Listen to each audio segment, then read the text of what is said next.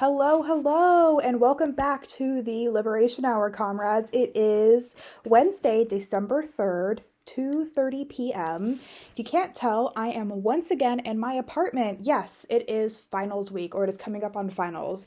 And due to me losing my student health care any minute now, I have been choosing to stay inside as much as possible to ensure that I don't need health care. So, anyway, if you haven't, I don't know if you can see her. I have my cat Queenie right here. My cat Zuko's over there. And we're back here in my apartment doing the news segment for the Liberation Hour. This will be playing live at 7 p.m. tonight at the studio. However, we're recording it now. I have some amazing news stories for us tonight and a really interesting and just such a compelling interview done with Comrade Erica, who works with this group Venture Capital Status, and they have been researching diligently some really interesting and honestly quite concerning tech fascists and tech billionaires who are currently trying to found things like the network state and other such projects and ventures which are to say the least, pretty bad. So we're going to be doing a real big, interesting discussion on that later. But for the news segment, this time we have 3 news stories to cover. Super interesting, super amazing. I am more than excited to discuss these stories today. And before we get started, that's my cat Zuko saying hi to y'all. It's the top of the hour disclaimer. WRFU is an open forum for the Urbana Champaign online community. Views expressed are those of the speakers and are not meant to represent WRFU, UC, IMC. Okay, folks, so without further ado, let's get started. So the first story I have for us tonight is DOGE, quote, doesn't exist with 8 months left on its charter. This is from Courtney Rosen in Reuters. This was written November 24th, 2025. U.S. President Donald Trump's Department of Government Efficiency has disbanded with 8 months left to its mandate, ending an initiative launched with fanfare as a symbol of Trump's pledge to slash the government's size, but which critics say delivered few measurable savings. That doesn't exist, Office of Personnel Management Director Scott Kapoor told Reuters earlier this month when asked about DOGE's status. It is no longer a, quote, centralized entity, Kapoor added, in the first public comments from the Trump administration on the end of DOGE. DOGE claimed to have slashed tens of billions of dollars in expenditures, but it was impossible for outside financial experts to verify that because the unit did not provide detailed public accounting of its work. DOGE staff have also taken on other roles in the administration. Most important is Gebbia, if I'm saying that wrong, I'm sorry, whom Trump tasked with improving the, quote, visual presentation of government websites. So far, his design studio has launched websites to recruit law enforcement officers to patrol Washington, D.C. Okay, so I'm not sorry for mispronouncing your name. I'm not. I mean, maybe just a little bit. And advertised the president's drug pricing program. Gebbia declined an interview with Reuters via a spokesperson. Zachary Terrell, part of the DOGE team given access to government health systems in the early days of Trump's second term, is now Chief Technology Officer with the Department of Health and Human Services. Rachel Riley, who had the same access according to court filings, is now Chief of Naval Research according to the office's website. Jeremy Lewin, who helped Musk and Trump's administration dismantle the U.S. Agency for International Development, now oversees foreign assistant at the State Department, according to the agency's website. The administration is still working towards slashing regulations. The White House Budget Office has tasked Scott Langmack, who was DOGE's representative at the Department of Housing and Urban Development, with creating custom AI applications to pore through U.S. regulations and determine which ones to eliminate, according to his LinkedIn profile. Musk, meanwhile, has reappeared in Washington. This week, he attended a White House dinner for Saudi Arabian Crown Prince Mohammed bin Salman. Okay, so that was a lot to digest. First and foremost, I just want to say all the smoke to the DOGE employees. Y'all suck. If you're still working with Musk and Trump, which, I mean, they kind of had a little breakup, so I'm not really sure how much they are necessarily working together. Just because he attended the birthday of some Saudi prince really does not mean anything. This could mean that, he was there for his own business dealings, or this could mean that him and Trump are, back together again. The gang's all back together. We don't know. There's still a lot of speculation going around here. Either way, a capitalist is a capitalist is a capitalist. They are all here for the same reason, and their bottom line is to make as much of a profit as possible. And so, the only thing that I think really here concerns the working person is that DOGE is an op. The Department of Government Efficiency is no such thing. No. I honestly don't even know what this was. They didn't do anything that we could verify or that could be independently verified as a net positive for government spending. And if anything, it was more of just like a little freak show, honestly, for Elon Musk to be kind of the worst and also insane. I don't really know. It's kind of hard to pin down exactly. They say that they wanted to, cut down the government to make it more efficient and everything. I'm not really sure how much that even really happened, or I don't even think that really was the goal, to be frank. I think that everything that was going on with this whole DOGE thing was clearly just a way for Elon Musk to exercise his power as a very prominent funder of Donald Trump and his campaign.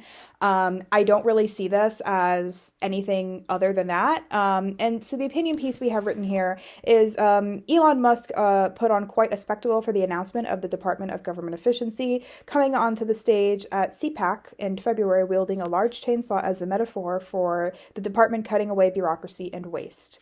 It seems appropriate in hindsight, given the cuts made to government agencies were exceedingly large and made by people with little to no experience. Like a child with a chainsaw, where a doctor with a scalpel would be more appropriate. Many of those fired by DOGE were quickly rehired when it was clear the positions were necessary, such as the engineers overseeing the U.S. Nuclear arsenal. Oh, who would have thought? It's so interesting to me listening to this whole stupid Department of Government Efficiency and everything. I mean, it's like, first of all, as we just stated here, they had to do a lot of rehiring because it's the realization that, oh no, you actually do need to have people who are looking after important parts of what the government oversees, like nuclear energy. I think that it's interesting to listen to all of these, cuts and free market reforms and everything that I would say a lot of neo-libs and libertarians, and honestly sometimes anarchists, talk about. Anarchists are kind of in a different vein, but I would say that there's like a common thread here of basically Zuko. Sorry, I don't know if you can see my cat, but he is on my coffee table.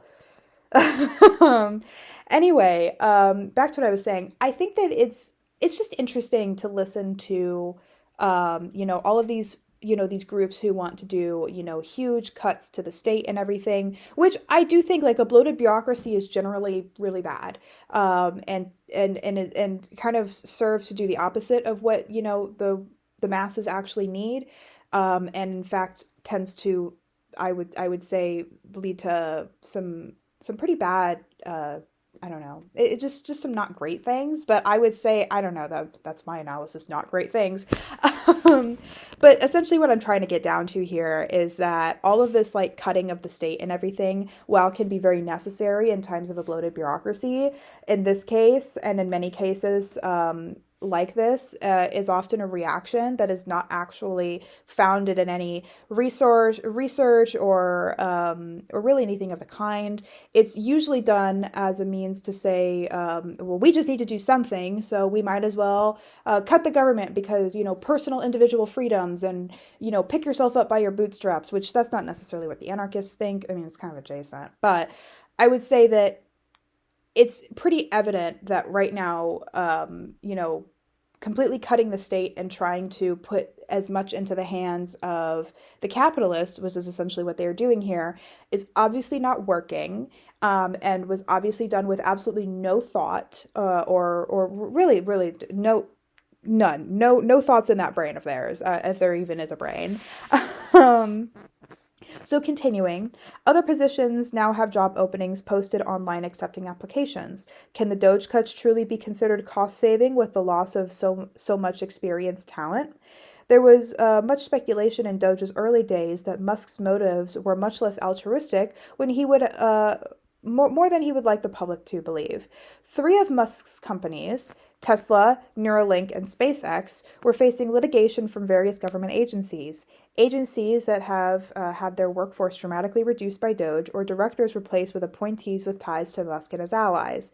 The cumulative sum of the fines Musk's companies were facing totaled 2.37 billion. Musk avoided accountability due to his status as a, quote, senior advisor and likely won't face any consequences for his actions. After tearing through the government like a tornado, DOGE is now fading away. It's likely true, hidden agenda now completed, the department has left players in key government positions of authority. So I would say my final analysis on this is unsurprising. Obviously, everything that DOGE was doing or was claiming to have been doing was like not actually what they were doing, and it's pretty obvious that Musk got in there for his own personal gains, as is what happens in a government run under a capitalist system. If you think that the state operates separately from the private sector, you're completely misguided in how capitalism actually works. In order for the capitalists to maintain their power and their status within society, of course they're going to infiltrate the state and any semblance of, quote, democracy in order to maintain their own legitimacy and their own their power in their own right as a capitalist. It's absolutely no surprise that this is how Musk went about his weird little I guess, entanglement with Donald Trump. This was clearly self-serving, as most everything the capitalist does is self-serving. It's completely, unsurprising, to say the least. But continuing in our news today, the second story that I have for folks is the Starbucks Workers Union strike. Folks, do not cross that picket line. I have not personally shopped at Starbucks for many years now, or many, like 2. Ever since the genocide in Palestine started, I have been actively boycotting Starbucks. I do not buy their drinks or anything of the sort, either in their stores or outside, and neither should you. If you feel compelled to cross the picket line, stop and ask yourself why. I think it's really important that we maintain our solidarity with the unions of baristas who are currently on strike. And honestly, it's just better in general to support unions, support our unionized baristas, and to go to local shops. Obviously, small businesses and all of that have their own huge problems that I am, not going to look away from or act as though they don't exist. However, it is important to recognize that Starbucks is a multinational corporation. Their CEO has made millions of dollars off of the backs of the baristas and the workers who work tirelessly to make people coffee. And it's pretty sad to see when people cross that picket line. I understand that you need your coffee fix. I get it. But frankly, it's honestly a lot cheaper to make your coffee at home. And if you really need to go out for it, try to find a local place. Crossing the picket line is not worth it. Simply giving more of your money to the billionaire class isn't having solidarity. Of course, it's the exact opposite. And I understand you need your coffee fix. We all do. I'm a caffeine addict myself. But that does not stop me from having solidarity with the baristas who are on strike and not shopping at Starbucks. I know that's for many it can be kind of hard to imagine. If this is especially part of your routine. But I kind of want to challenge people here for a second and just say, there's no such thing as boycott fatigue. I've been seeing this around, and I know that might come out of well, where'd you get that? Why are we talking about boycott fatigue now? Because I've been seeing a lot of folks online, I'm terminally online, as we know. I've been seeing a lot of people kind of pushing around this term boycott fatigue.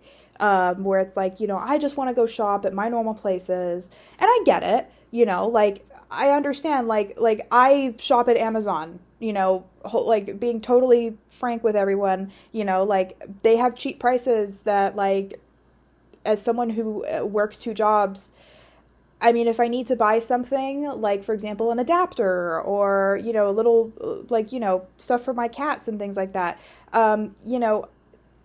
Amazon is cheaper. I understand, I've been there, and, I completely understand that boycotting every single corporation can be very difficult.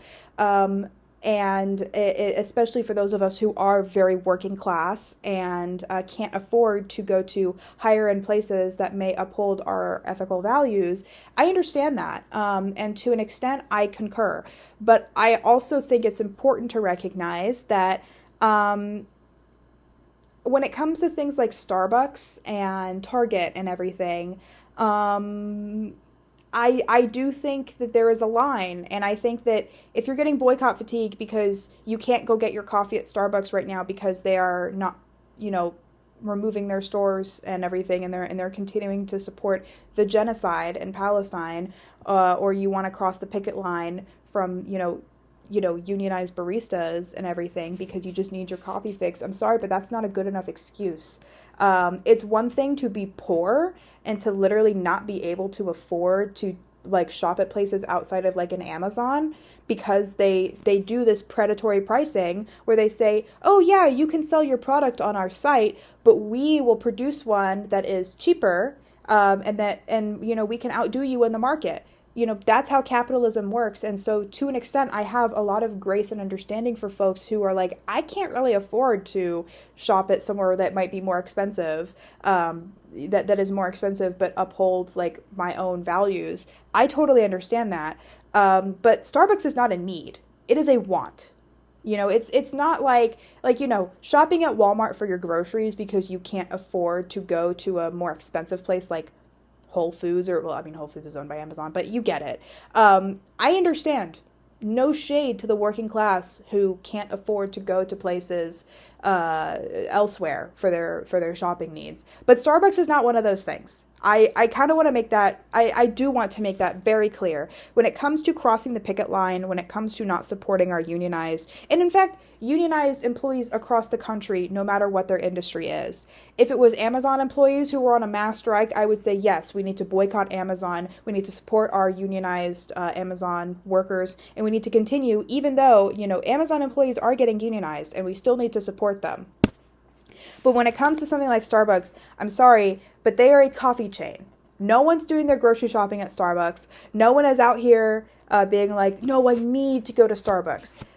You can make your own coffee at home. There are other ways, and I think that crossing the picket line because you just need that iced caramel macchiato or whatever the heck they make over there now.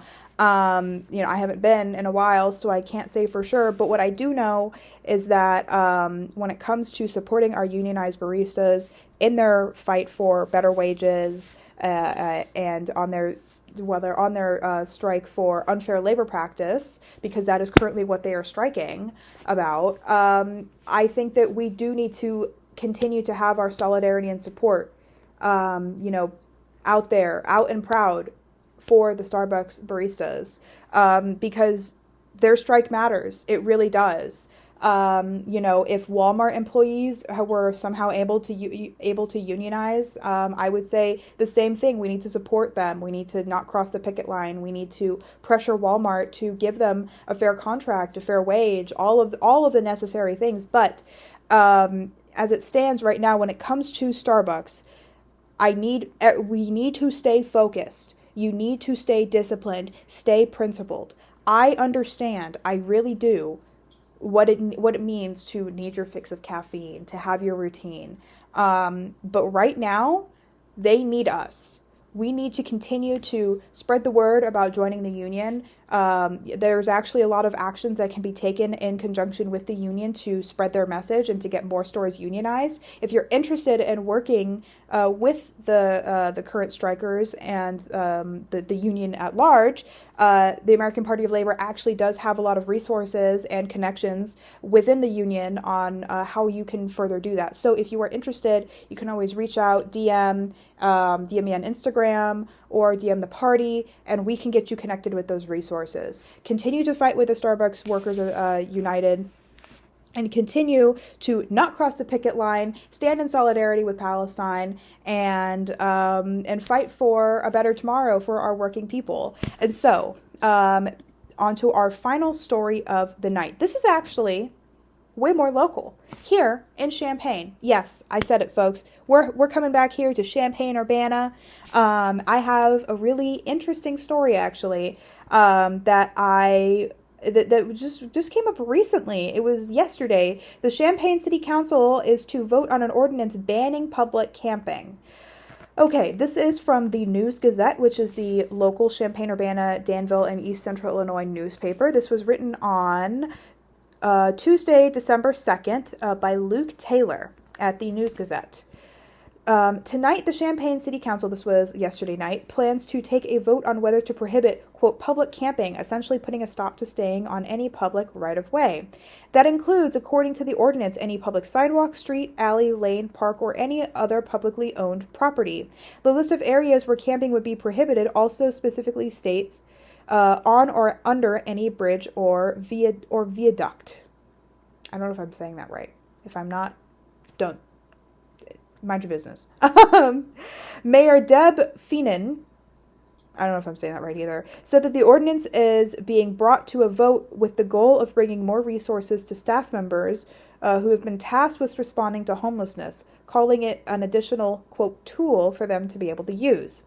The ordinance is clear that the purpose is not to levy fines, it's not to criminalize, it is really to get people to better living situations and provide safety and cleanliness and facilities for restrooms, things like that, making sure people are offered services and that we are working to get them to a better situation than sleeping on the public right of way, Feenan says. Okay, pause.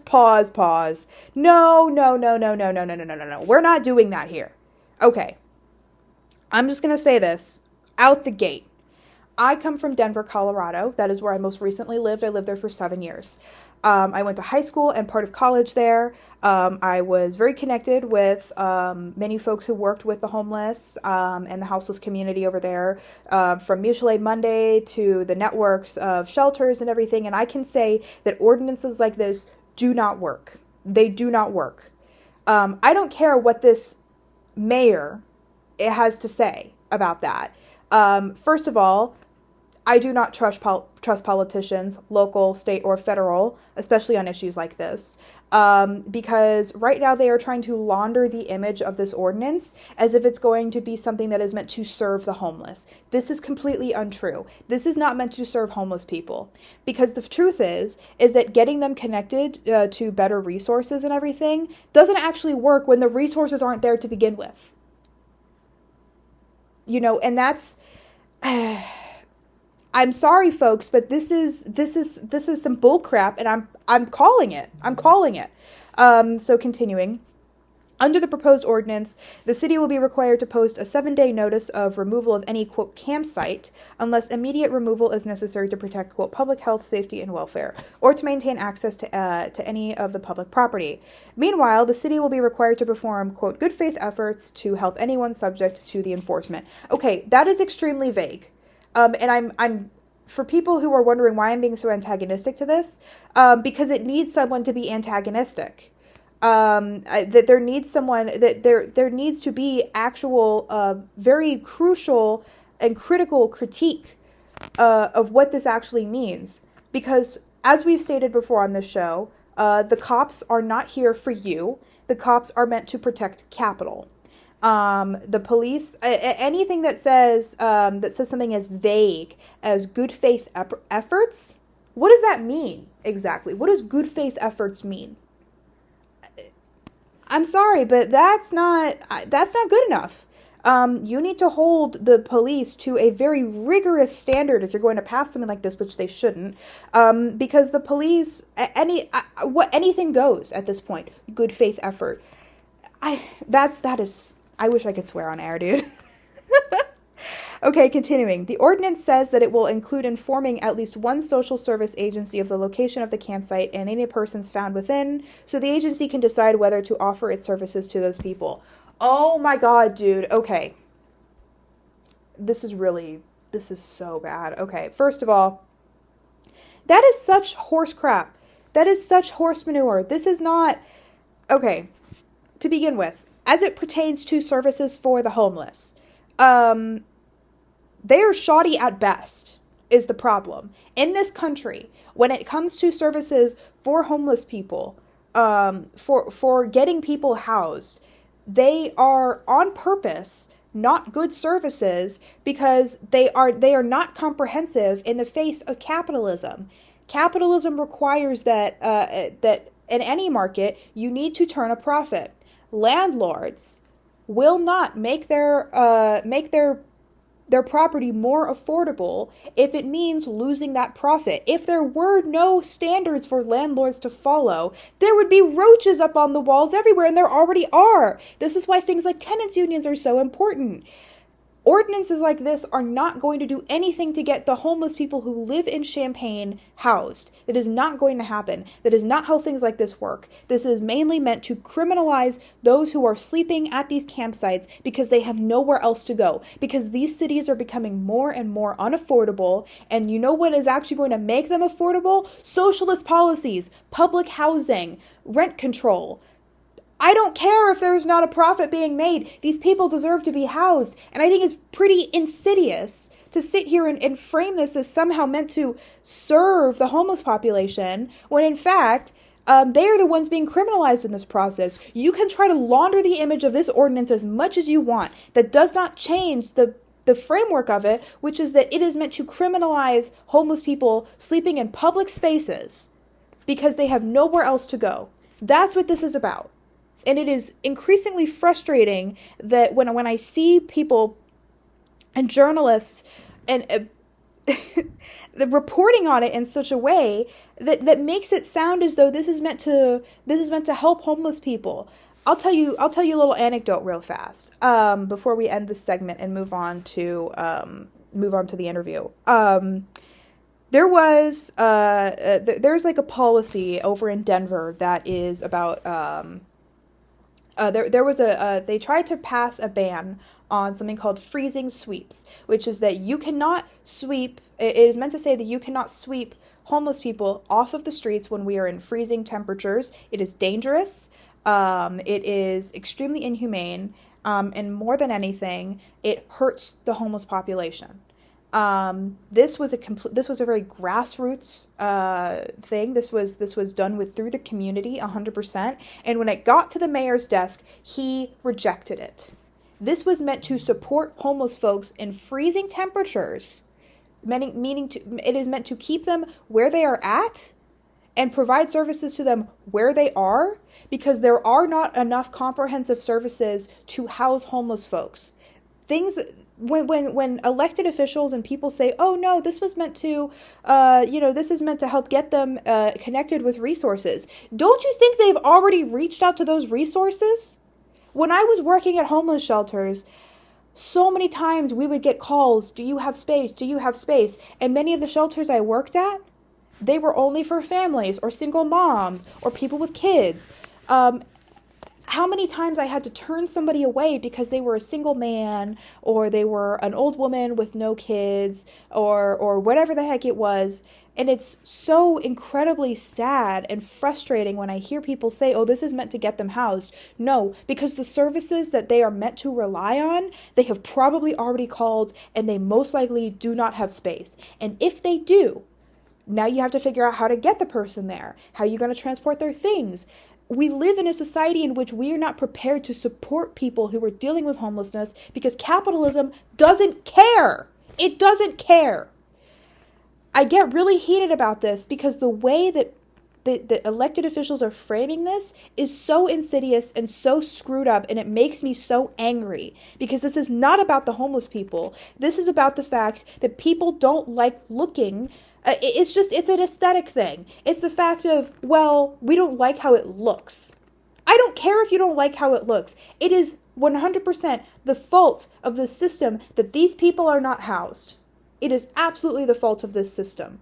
You can sit here and try to blame individual choices all you want. And yeah, maybe these people did make some individual choices that weren't great. Okay, that doesn't mean that they deserve to be homeless. This is ridiculous. This ordinance is meant to do nothing but stick the police on homeless people who have no other recourse, who have no ability to actually defend themselves because they are homeless. They are literally they are at ground zero. They do not have four walls around them. I mean, God, this is so terrible. Um, ugh. Okay, continuing before we finish off. If the 7-day, okay, so, all right, so the point of the ordinance is health and safety. It is not safe or healthy to live on a city right of way, so it's trying to get people to a better living situation and trying to provide staff with the tools to encourage that. Okay, whatever. If the 7-day period passes and the city ends up collecting items from a campsite, the property will be stored for at least 30 days to give the owner a chance to retrieve it. Wow. Thanks, guys.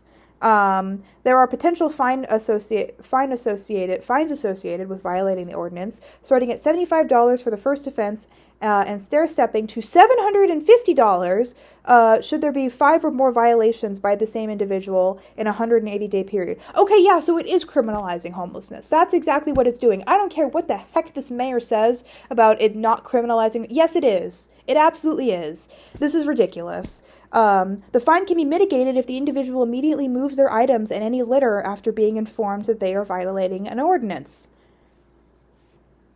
However, individuals who are experiencing homelessness can avoid such penalties unless the city is able to meet a burden of proof that they are not indeed homeless. Feenan, the mayor, also highlighted that there's no incarceration involved with violation of the ordinance, and said that the goal is not to be punitive, but to get people the resources that they need. Well, it's not doing that. So, congrats, you actually didn't do anything you were trying. That's ridiculous. You're still fining them. You're finding people who literally have no home and trying to find a place to sleep. What do you want them to do? Walk around 24 hours a day? They aren't allowed to. That's ridiculous. This is not going to do anything for these people. You know what does help people? You know what does keep people off the streets? Public housing. You know what does actually support people? Rent-controlled housing. Abolish landlords. A crazy idea, I know. But what if we just, I don't know, stopped criminalizing the people who are victims of the system and started, actually confronting the system at large? Crazy idea, I know. But this is not doing anything. This is not doing anything for the homeless population of Champaign. In fact, it is simply criminalizing them further for a situation that, frankly, they have no control over. I don't have to quote any statistics because most Americans already know that if you have, that most of us, if we have a huge financial medical problem, if we run into, we get a car wreck, if you get into a car wreck, any life-altering circumstance that could drain your bank account, we could be just like these people. You are closer to being homeless than you ever are to being a billionaire. This could easily be any of us. Any of us. So before you get in the before you get in the comment section and sit there and say, oh, well, no, this is me. I don't care. Cry about it to your mama. I don't care. This is not at all meant to actually support homeless people of Champaign. This is absolutely meant to criminalize them and meant to make them afraid of what it means to be homeless. And this is being carried out by who? The police. The police. So anyway, enough of me ranting and raving about this.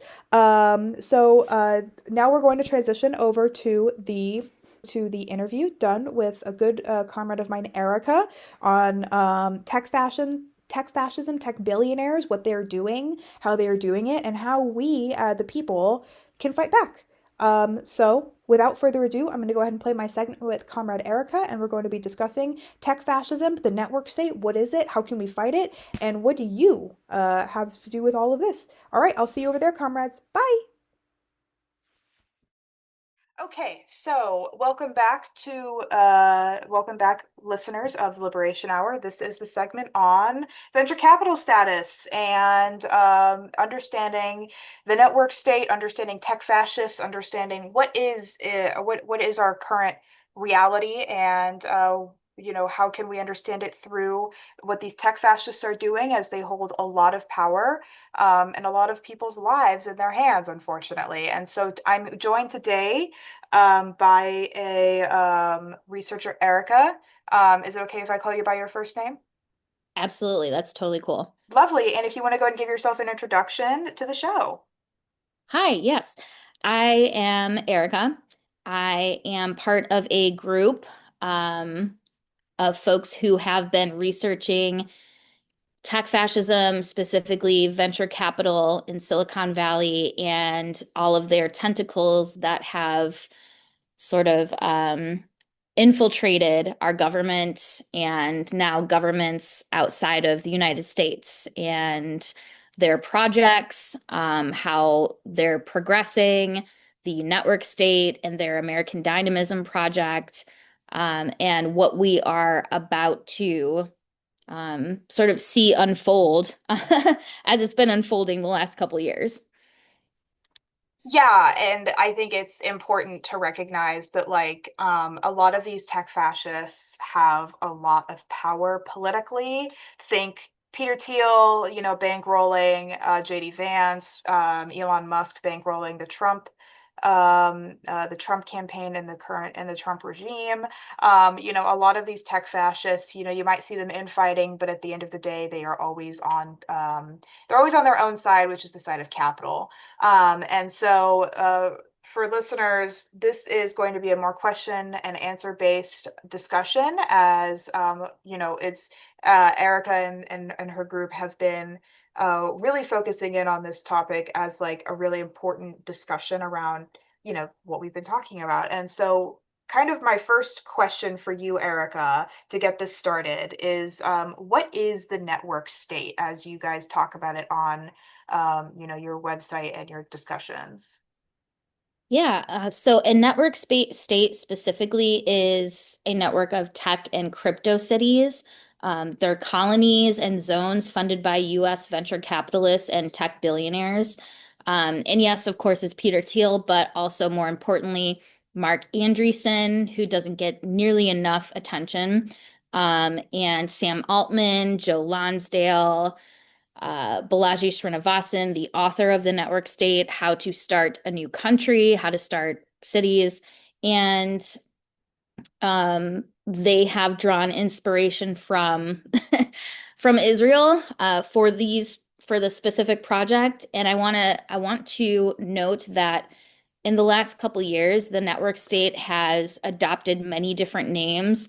They can also be referred to as in Latin America, ZEDEs, zones for economic employment or economic development and employment, also known as freedom cities, which is specific to the United States, also known as pop-up cities. Those are temporary, which we will talk about later, and just special economic zones. Right. And so these economic zones seem to be they seem to be like basically you talk about crypto. Do they run specifically on crypto or are they running on a different like currency? Yes, they are exclusively run on crypto, whether it's Bitcoin, which is number one, also Ethereum and Solana.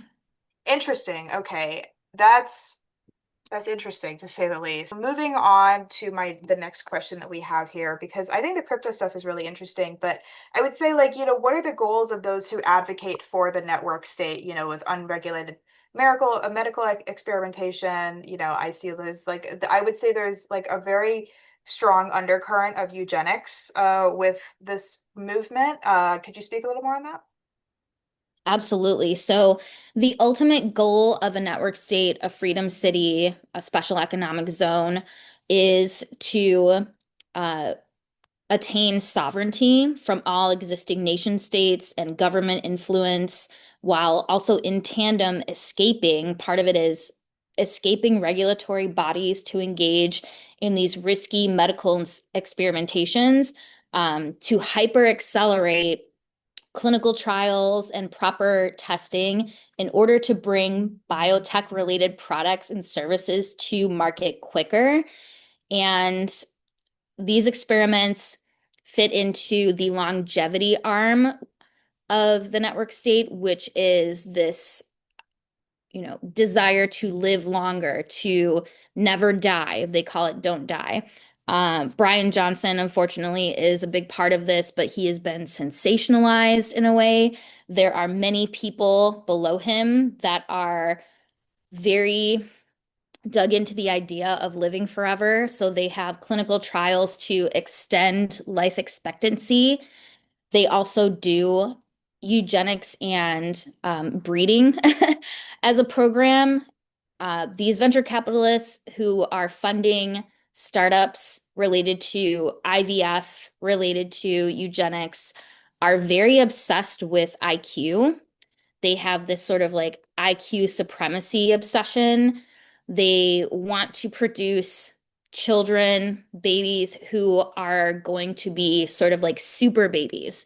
They want to replicate the Mark Zuckerbergs, the Elon Musks, which I wouldn't say he has a high IQ. I don't know about that. However, these projects are funded by large part Andreessen Horowitz, which is Mark Andreessen's venture capital firm. One of their partners, Catherine Boyle, is a huge proponent of this eugenics program. She is a pronatalist who wants to see, not just more babies being born and younger generations having children at a younger age and more of them, but there is this obsession with generating children that are, quote unquote, intellectually superior, tech driven. There is specifics about, breeding in a way that's like, we are a superior nation and we should be having more children to help this nation in, the war against, of course, China, Yeah. Russia, things of that nature. And the pro-natalist movement is very embedded in these programs and these startups. And there are now dozens of startups that are specific to um, genetic testing, breeding. You know, it's That's very much, insane. yeah, it's very much a round two of what happened in the eugenics programs of Nazi Germany. Yeah, no, I think it's also important to state that like Mark Zuckerberg and Elon Musk are not like the end all be all of intelligence, and IQ has been proven to not be like a solid way to actually measure someone's intelligence. Right. So it's kind of funny to think that like these quote unquote super smart people who are like so apparently intellectually superior believe in something that's not even like totally real. Like, Yeah. Yeah, and also they never want to talk about emotional intelligence, compassion, empathy. Those are not things that are thought about in this. It is sort of we're going to eliminate any diversity, yeah. any sort of like your child should be this, high IQ, um, you know, head down into the ground, working on coding, doing tech stuff, like innovation, free market, like things that the free market obsess over Mm. that humanity itself cannot sustain. It's like this obsession with productivity to a point that's like it's like a genetic thing for them where they think that like to be the most productive version of ourselves we must like genetically engineer humanity in this certain way. Yes, exactly. Exactly. That's so crazy. I mean, like, this is capitalism at its finest, trying to literally breed an entire generation that will streamline production to a point that like isn't AI supposed to be doing this too? Like what Yeah. this feels, I don't know, this feels like double dipping a little bit. But I this is interesting to say the least. So I would say I feel like we kind of already answered this question, but who are the biggest proponents of the network state? Yeah, the biggest proponents, of course, are the venture capitalists funding these things, tech entrepreneurs, crypto enthusiasts, and I mean, at a for a lesser degree, um, it is definitely folks. They're preying on folks who want something better than what the United States currently is and stands for, which our infrastructure here is crumbling. Public services aren't being Mhm. funded. We're Yep. seeing snap cuts. We're seeing a lot of austerity. Mm-hmm. And folks who are not in tune with what venture capital is bringing and what they are trying to replace the United States with will see something like a network state and say, you know what, that sounds good. I do want to escape the violence. I do want to escape the crumbling United States and all of its chaos. So, aside from the folks that are very in tune with this project, there are going to be people who look at it and say, oh, that sounds really nice. I do want to escape this, the chaos of this world. So why not start a new city, a new country? But this new city and new country is going to be run by these fascist venture capitalists. And I don't think people understand how to follow the money and see like the root cause and see the motivations for what they are. Yeah, they basically just want to be new feudal lords. Like that Yeah. is what they want. This is just neo-feudalism. They are just trying to get people into their enclosure so that they can then force everyone to do productivity and like weird like eugenics breeding shit. Like this is Yeah. Yeah, th exactly. And so I want to also mention that they do seek to overthrow governments, not just here in the United States, and undermine nation states and replace them with these free markets. And instead of like a mayor or a governor, you will have a CEO and startup founders that will be your mayors, your governors. Every aspect of governments will run as a for-profit business. oh, that's Like the ultimate fascy this is economic insane. situation. For those who are not totally like in tune, read Michael Parenti's The Black Shirts and the Reds. It will bring a lot more clarity to the fact that like the Nazi Party, spoiler alert, was very much funded by capitalists who wanted to Yeah. see what they were doing. They wanted to see more of it. Henry Ford was a huge one, but there were other American capitalists as well. Coco Chanel is another one. Hmm. Although not American, I don't believe, but was did support the Nazis. So like this goes way back. Yeah, Um, and also, sorry, not to cut no, you no, off, go but ahead. Yeah. we we as the United States like to think that yes, we helped beat the Nazis, but we had a lot of these high-ranking Nazis come into the United States and became, part of the medical institution, became part of NATO. Like those, Hmm. we did not completely deny them. They had been embedded in our industries. So Yeah, it's also important to note as well, as this, for this little side tangent that we have, basically like not a lot of the Nazis actually even left Germany. They either went to the States, or stayed in Germany. This whole myth that they went to Argentina is like almost completely made up. Many of them stayed in Germany. Germany, especially West Germany, did not denazify. Um, who did need denazify? East Germany did because they were controlled by the Soviet Union, yeah, who had a very different interest in World War II, specifically because they were on the receiving end, or at least Slavic people were on a receiving end of genocidal intentions and genocide by the Nazis. Um, so very different perspective that is just not talked about enough as it pertains to World War II. But as it pertains to the Nazis and who funded them, and who was on their side, it was always the capitalist class. The capitalist Yes. class was 100% on the side of the Nazis until it became inconvenient to be on the side of the Nazis. Right. And also, we're going to talk about Argentina a little bit more, I'm sure, in a few moments. But yes, there were German Nazis who did go to Argentina, and they're also a part of the network state project. Yes. Um, But and that's the thing is like there were German Nazis who went to Argentina, but the amount as compared to the US and who stayed in Germany or who went to the Soviet Union is like it's so much less than people realize. right. Like but anyway, getting back Yeah, on yeah. track. Let's So get back on track. sorry. Little side There's tangent there.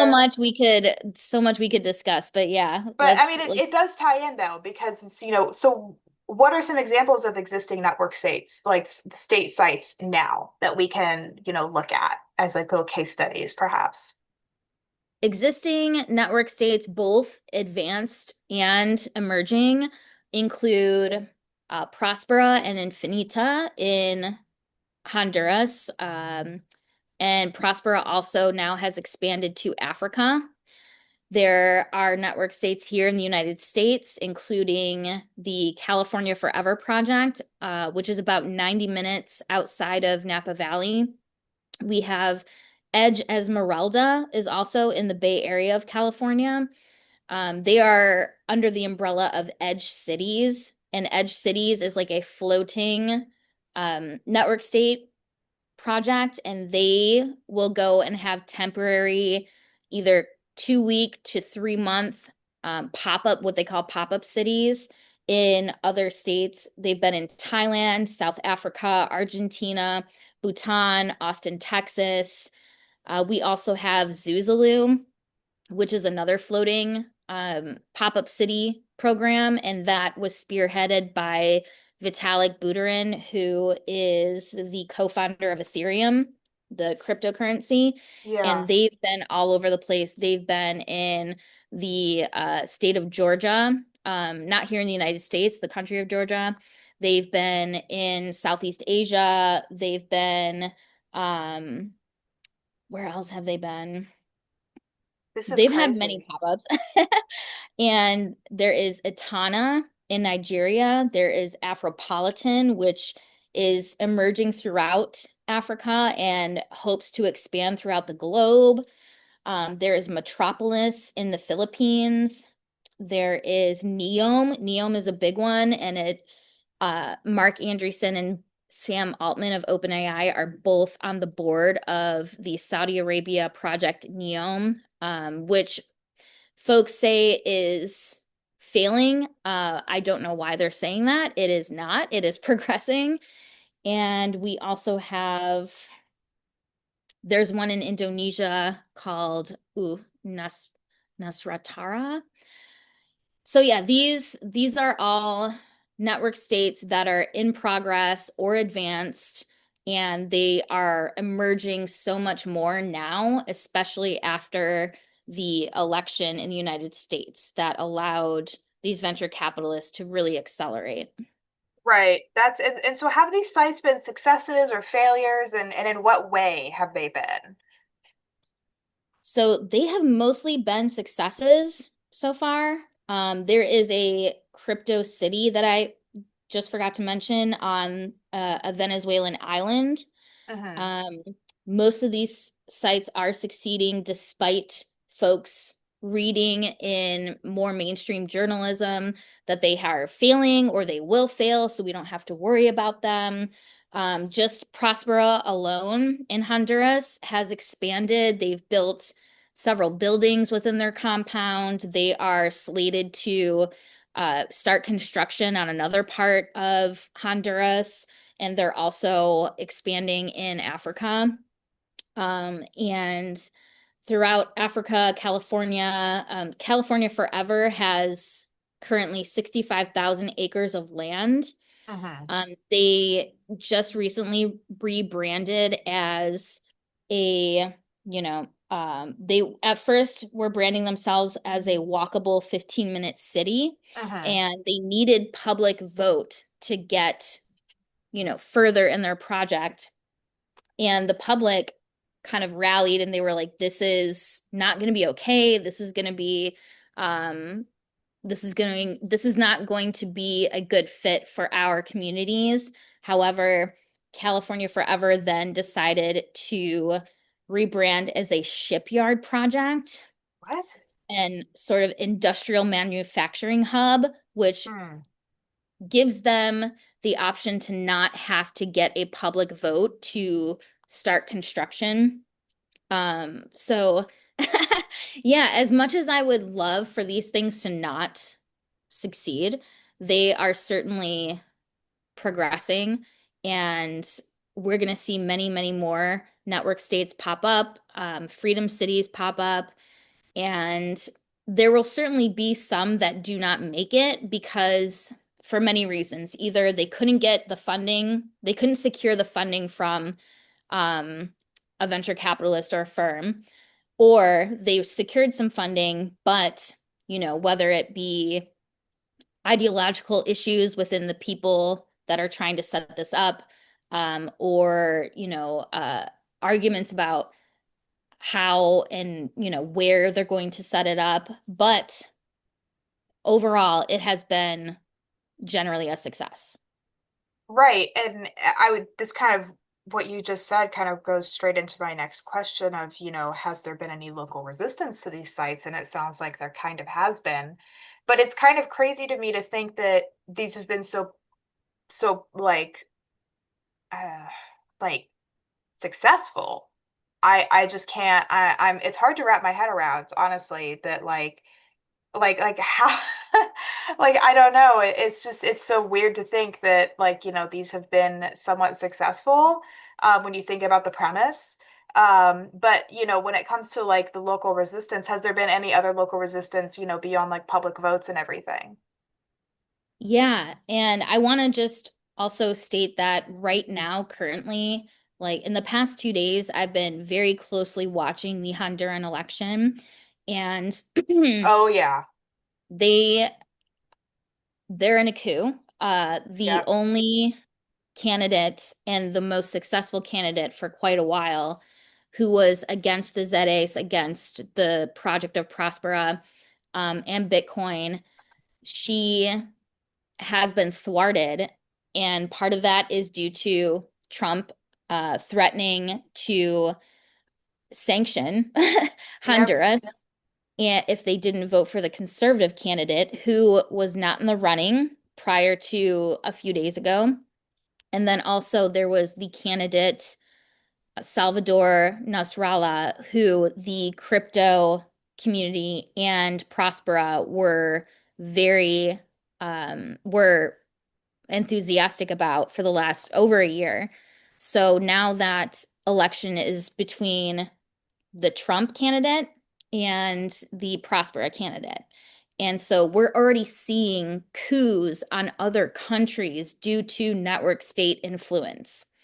Um, Mm. but yeah, let's talk about local resistance. So the national movement against the Zedes and in defense of sovereignty happened and is happening on the mainland of Honduras.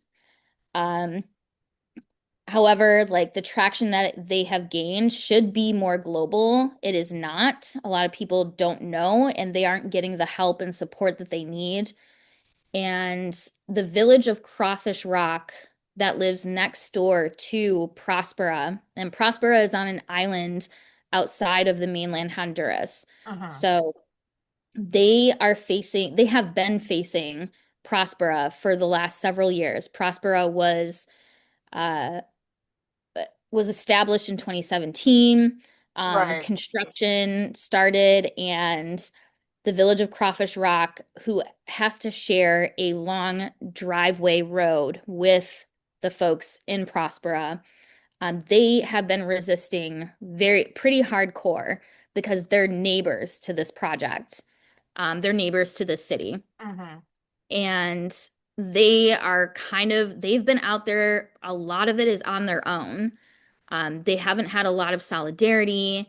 They are fighting them directly, but they have to be careful because they share land. Mm-hmm. Yeah. They they are being intimidated, they are being threatened.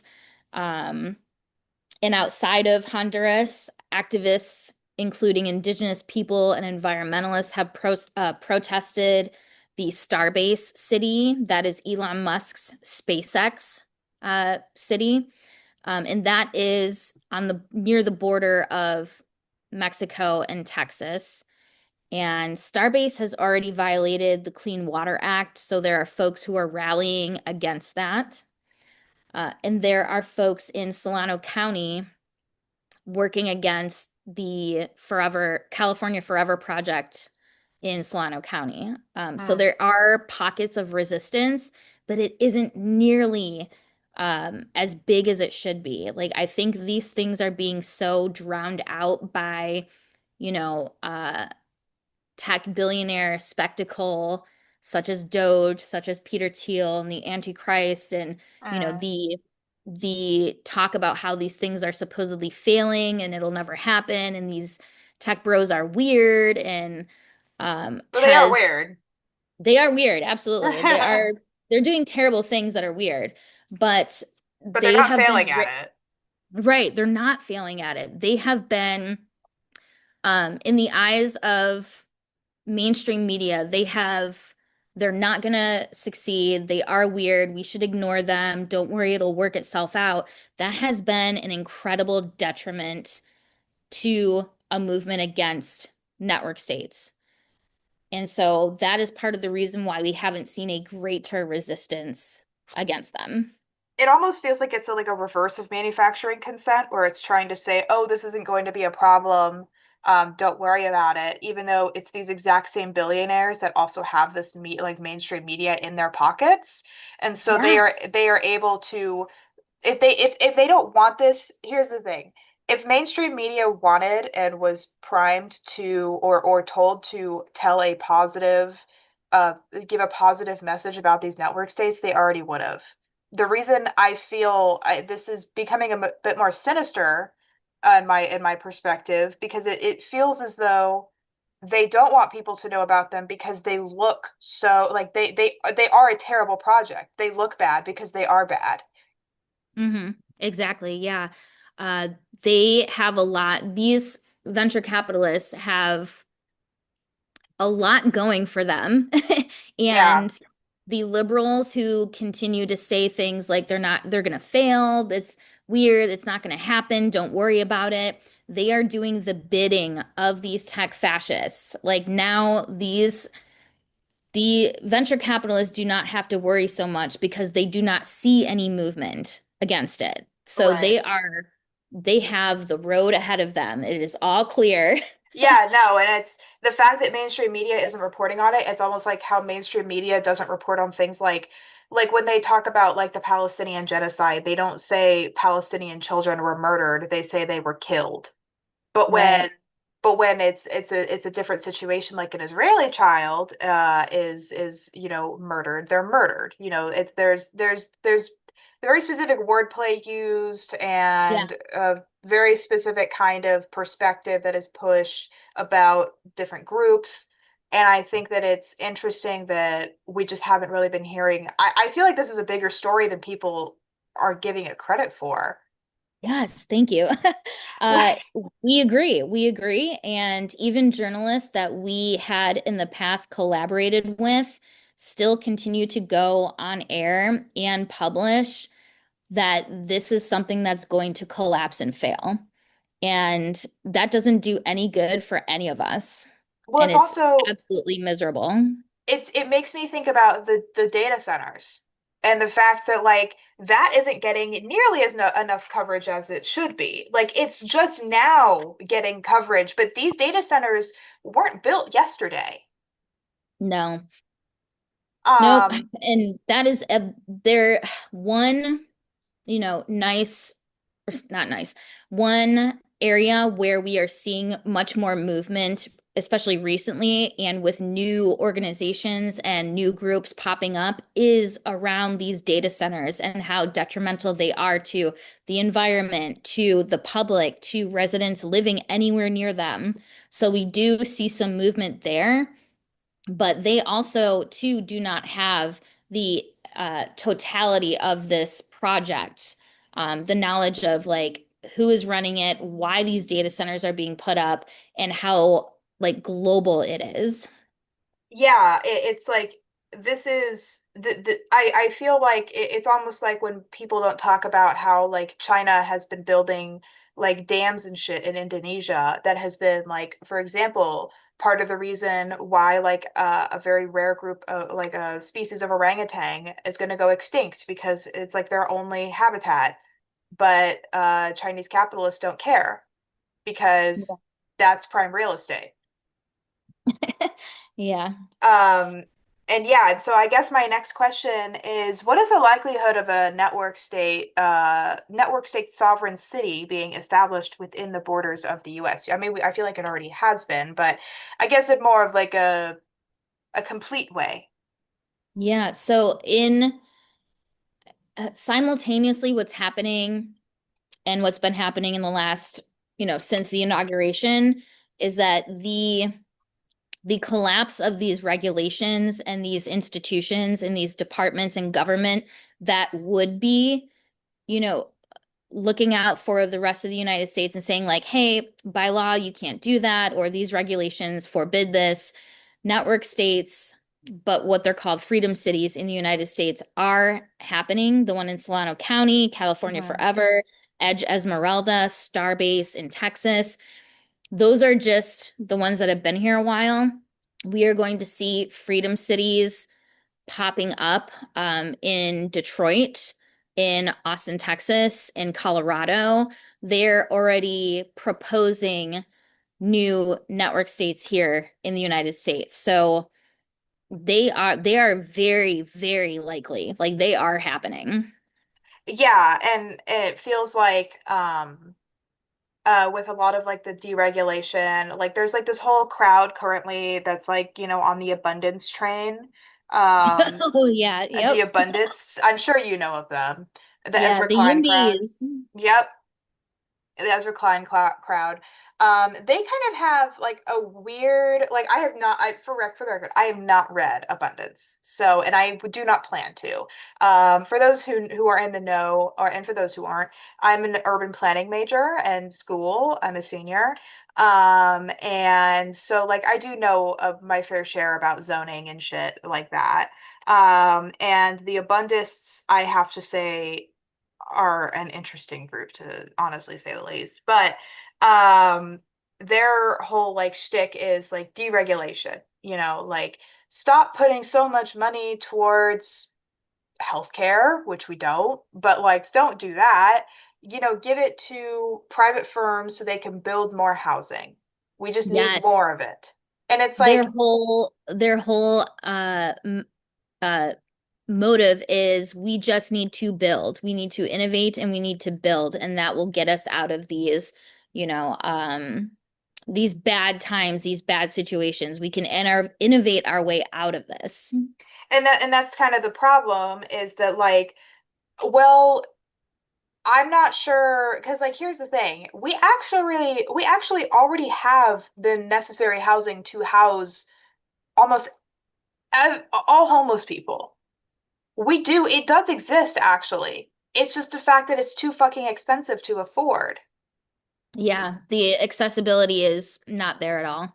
And so it's interesting to hear the crowd of like, abundists and all of them who are so committed to this line of like we just need to build, we just need to deregulate. And then you have things like the network state and freedom cities popping up and it's like, okay, so we deregulated, we did all this shit, and now we are back to feudalism somehow. Somehow we have new feudal lords that are just like CEOs. And actually housing isn't really affordable because it doesn't have to be. Like Right. the capitalist doesn't feel like it has to be, so it doesn't have to be. Like this isn't. It's such an odd like logic that they have, but I would say like. And my next question is, in what ways are the advocates of the network state paving the way for the establishment of sovereign cities within the US? We kind of already went over this, but is there more, I guess, granular information you'd want to get into on that? Well, granular in a way that folks are really excited about Gavin Newsom. Oh, They're excited about a 2028 election where he is one of the Democratic candidates. However, people don't understand that he has tight relationships with these same venture capitalists that are destroying, the Bay Area, that are going after Oakland, that want to create these tech cities and completely destroy places that have a lot of value for the public, but do not have value for these venture capitalists because they aren't tech hubs. They aren't full of AI, AI offices and aren't hubs for military innovation. So, yeah, it is. Oh gosh, it is. We're seeing the way being paved through liberals not understanding uh, how in bed a lot of these Democrats are, and also how capital is being utilized to pave the way for like total collapse of what we see now, the United States hmm. in rep to replace, I'm sorry, to replace existing cities and our nation with these streamlined, quote unquote, smart cities, Right. freedom cities, places for innovation. They do love to talk about how it's going to generate so many jobs. It's going to be, this It's always the line. incredible, yeah, this sort of utopia. Um, and it's gonna hoodwink a lot of people. Yeah, it's also, I think it's important that you recognize that you pointed out Gavin Newsom's role in this because it goes to show the fact that Democrats are just as much in bed with this as the Republicans are. This is not just a right wing thing. This is very much, and I mean, the Democrats are right wing. What am I talking about? Yeah. Like they are both sides of the same coin. They are all in bed with the venture capitalists who want this to happen. You know, don't think for a second that any of these Democrats, even the squad and the more progressive caucus of the Democrats, would oppose this. No, they Um, will absolutely sell you out. Absolutely, because that's what the Democrats do, and it's their role to play. And so it's the fact that it's interesting when people, want to back people like Gavin Newsom because it's like, vote blue no matter who. It's at least it's not Trump. And it's like, well, actually, Trump is terrible, don't get me wrong. But the alternative is like not even like half a point better at this point. Like we're not even there is no alternative. They are the same person. Like Yeah. that's the And same man. going for the alternative has really only given us a bit more time to try to organize against the right. Like And they will lead us to fascism no matter what. However, they'll just be a little bit slower about it. and that's the thing about that I get really frustrated about with liberals who are like, well, we just need to elect a Democrat and then it'll be okay. And it's like, no, you still have to do the organizing once a Democrat gets in office, if they Yep. get in office. I feel like what I was frustrated about with like kind of going into like the 2024 election is I felt like a lot of Kamala voters were like so diehard Kamala, not because this would give us breathing room, if even just a little bit, to organize further away from the Democratic Party and to organize a separate party. But instead, we're just excited to not have to do anything and Right. not have to actually resist Trump. They were like, oh well, at least we don't have to do any resistance. And it's like, no, actually, you still do. It's still the same shit. It's still the same Yeah. agenda. Yeah, if they Um, only knew. Oh my if God. if they only knew. But I think getting back on track, what my next big question for you on these network cities is, or the network state, is would these sovereign cities be subject to U.S. law? I feel like it would be a burning question in my mind as a Yeah, listener. so I've touched on it in the last question already, getting ahead of myself. This project is accelerating so hard that I doubt a US law that exists right now will hinder them a couple years from now. I do not think that the United States, as it is right now, will I don't think there are enough people in the administration to see this and want to stop it. And I don't think that them not abiding by specific US law or regulation will stop them. It might take a little bit longer. But as we've seen in the last few months, like we lost so much. We lost so much, and we're not getting any of it back. So we've lost entire departments, Hmm. and that is only going to be good for these network states to flourish, to continue being built, construction. Like, I do not see the US law as it is right now hindering any of these network states unless there is a massive uprising from the public itself. I do not think any government entity at this point is going to try to stop it. And I think that on that note as well, I think that it's important to recognize that a lot of like the white Christian nationalists like neo-fascists, they are very much on board with this as well because this will also lead to social subjugation of historically oppressed groups like women, Yeah. for like a big one. Many of these like, tech entrepreneur, billionaire venture capitalists want to see the subjugation of women. They want to see, the criminalization of, gay people, all of that stuff. For those who, are still trying to be like, well, maybe, no, they're going to be doing that shit.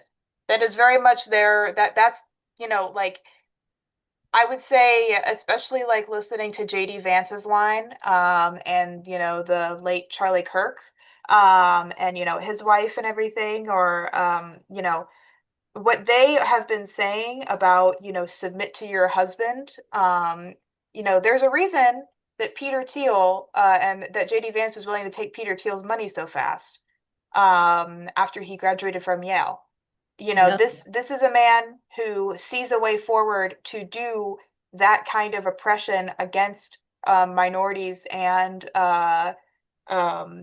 historically oppressed groups in this way. Yes. Like this is very much on their line as well. I mean, it goes without saying for most people, but for those who, haven't connected the dots yet, this is very much connected. Yes. And I will add to that, JD Vance is much more dangerous at this point than Trump. And if, we, I don't see the next election being conducted in a way that has any integrity. And if JD Vance does come into power, that will be sort of the end. Um, so yeah, JD Vance is a product of these venture capitalists and these projects. Yeah, and a little fun fact about me, I actually read his book in high school.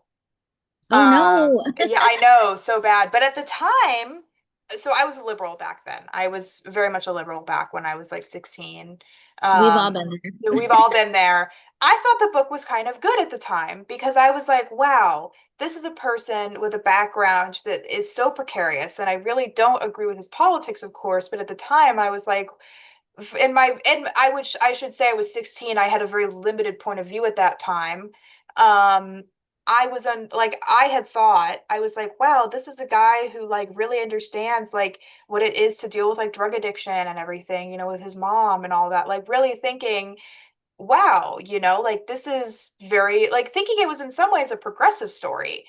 Um, because I mean, that's not exactly, I don't think that's how he really meant it to come across, but I felt in many ways a lot of empathy for him because it's like got to be really fucking hard to come from a background where your mom's addicted to like heroin, Yeah. and now seeing what he's doing, I think it even puts the book even into more perspective because it's the realization, that the lessons that he took from that background is that he blames women and black people for his disposition Oof. even though it is so clear, so abundantly clear when you read that book, because I again read it, that that like his, mother's addiction and all of these things were a product of capitalist greed taking out like like manufacturing jobs from middle America, and the product of that. Like it's so painfully obvious just how much of a, and I don't mean this in a way of like feeling bad for this person at all, but how much of a victim of circumstance people are and how susceptible they are to taking messages such as he has and embodying that. And it's incredibly Absolutely. sad, frankly. Yeah, Um, agreed. but yeah, enough to waterworks for JD Vance. I have never shed a tear. I have Never, not. never shed a tear. I do recognize where he came from and where he was susceptible to conservative thinking. It's just he's a Yeah. 40-year-old man now. You don't. Yeah, it's also that's how a lot of folks end up in those circles. That's how, the messaging was right. It felt good, and so they joined the wrong side. Yeah, and I think that I extend empathy to the child JD Vance who was dealing with all of these problems as a kid that he should never have had to go through. However, the person that he became as a result of that, sorry, bro, that's not that's not it. No. Um, but I say, okay, so getting once again back on track as I continue to take us off track. Has there been any noteworthy global endorsement or denouncement of network states as or any related projects? Oof. God, I wish. I wish. So many people still don't know all of the industries that the network state and these venture capitalists are embedded in. Lots of people still don't know what a network state is. They don't know what a freedom city is. Like they might understand, like, oh, Dubai operates as a special economic zone, Hong Kong operates as a special economic zone, and also Singapore. But those are more traditional special economic zones. And I think if people knew the extent of what these network states are trying to do, they would freak out. Hmm. However, there is not a global, uh, you know, uproar about it. The United Nations, what up? Get at me. I'd love to Yep. talk to you. Period. Period. But unfortunately, no, absolutely, there is nothing out there globally. Yeah, this is, and that's obviously very concerning. I would say that like any progressive leader that probably spoke out about this would, kill themselves with 59 shots to the back of the head. Mhm. So, that's it's unfortunate that we haven't heard much outcry about it, but even if people wanted to, I fear that it would become dangerous. Yeah, there's a reason that, the folks involved, very involved in the resistance against this, like do not want to be public facing about this. Yeah. These venture capitalists, they are sort of watching who and what is coming up against them. Um, and if it were to get to a point of, a resistance, whether it's nationally or in Latin America or, oh God, hopefully globally, Hmm. um, there would be intense backlash. We're going to be facing a lot of violence. Our side, unfortunately, does not have the funds Yep. to fight this in a way that is going to bring material results, and that is crushing. So yeah, there's no global understanding of this, and it won't be until the house is on fire Yep. that people are going to start to mobilize. I hope that's not the case. I am knocking on wood, that's not the case, but that is sort of um, where our group sees it. Yeah, and it's very unfortunate because I feel like this has been kind of a thing for a while where it's like, we tried to convince people back in 2016. Well, I didn't, I was in seventh grade, but back in 2016, trying to convince people that Trump was a fascist back then, and no one wanted to believe it. And then he won the 2016 election and was a complete hot mess for Yeah, 4 years. people that I knew, whether they were liberals or whatever, they were certainly dismissive. Too many people I knew were very dismissive about that election, that it could never happen. And I thought, like, what about the history of the United States do you not understand to where you're completely dismissing a rabid capitalist pig isn't going to win this election? Like, Mhm. there was just so much a groundswell of white nationalism and white supremacy and anger, and I it was so hard for me to try to level with these folks that wanted to dismiss a possible Trump presidency, and now it's 10 years later and we're seeing the devastation and the continued just global impact of that. Yeah, no, exactly. It's very much, I would say, and that's kind of the thing is it's people don't want to take it seriously until it's at their front door, until the water is at their front door and there's nowhere else to go, unfortunately. And it's, I know. I want to say, like, hey, we can nip this in the bud. I don't know why y'all don't want to do any work before that happens. yeah, no, it's like and that's what frustrates me about talking to people about things like tech fascists and Peter Thiel and like how dangerous these people are. It's like, yeah, they're losers. They suck. Like they're annoying looking. And like Mark Zuckerberg, I think is probably one of the cringiest people to ever exist. Oh, But like yeah. he also has a ton of power. Like more power than I think people realize these people have. Yeah. Like, And oh, go ahead. again, like the power lies in the amount of capital that they have accumulated over so long. And people don't understand that that can buy you almost anything. That can Hmm. buy elections. That can buy countries. That can buy territory. That can buy, compute power and, tons of money being driven into AI is happening globally because these venture capitalists have more money than we can like even we cannot put it's hard to envision like they're between these venture capital firms like Andreessen Horowitz, Founders Fund, which is Peter Thiel's firm, Hmm. um, uh, Pronomos is the venture capital firm that funds all of the network states. Hmm. They between themselves have trillions of dollars. So Yep. that alone gives them more like it's not even an upper hand. They're in a different stratosphere. Like, Yeah. No, they are in a complete like opposite, like it's kind of insane how much like capital they have accumulated, and how much power they have over people.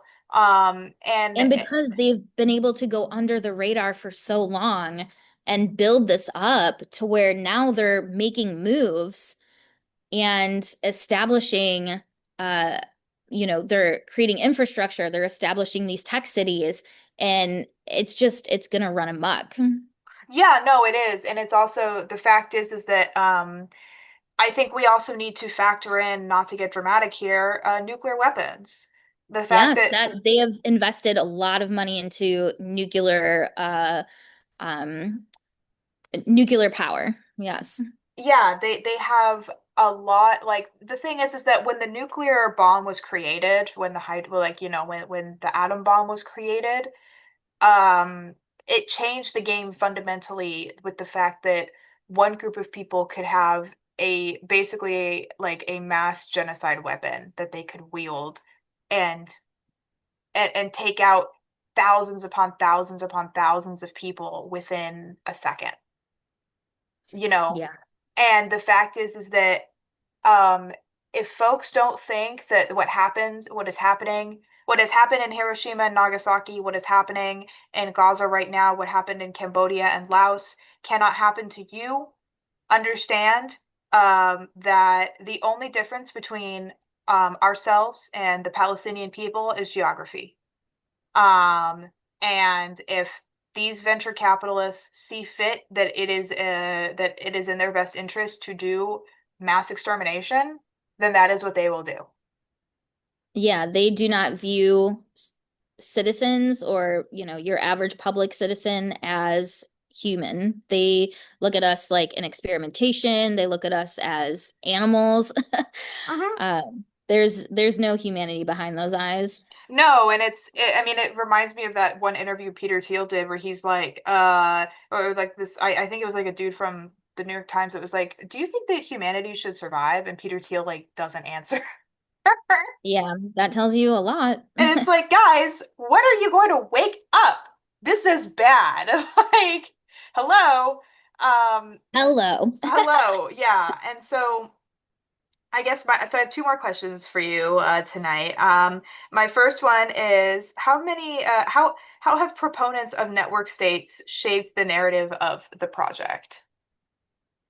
So a big way that they present these projects is that they are the new frontier. It is a new era, digital infrastructure, digital organizing, digital currency, the opportunity of building new communities and bringing jobs, innovation, and the acceleration of tech um, is a huge narrative.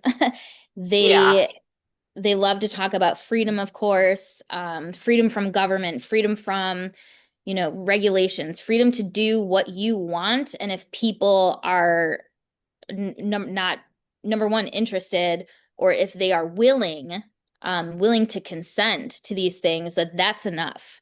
There doesn't need to be any guardrails or safety involved. It is just sort of build and do it and great.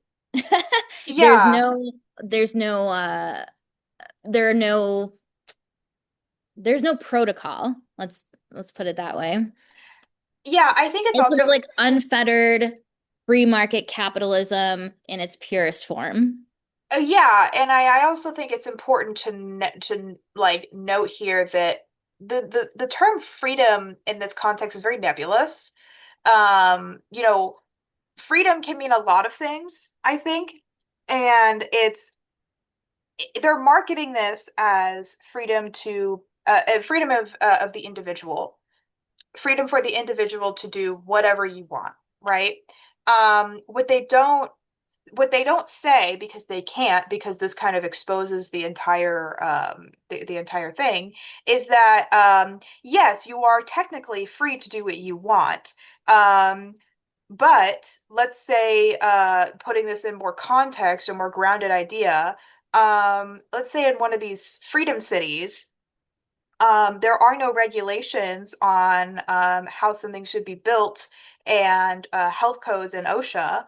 And so, or all of the things that protect workers and protect civilians and just regular people from things like asbestos, things like lead paint, things like building codes, Yep. or just the fact that your landlord can't charge you exorbitant amounts of money. Not that that exists everywhere, of course. We're all paying insane rent right now, but in places like New York City, for example, they have rent control, the rent like the rent guidelines born and everything, and there is more controls there for rent to and not that it's been the most effective, of course, but there are Right. But controls. there's a sense of like a micro sense of stability that comes with that.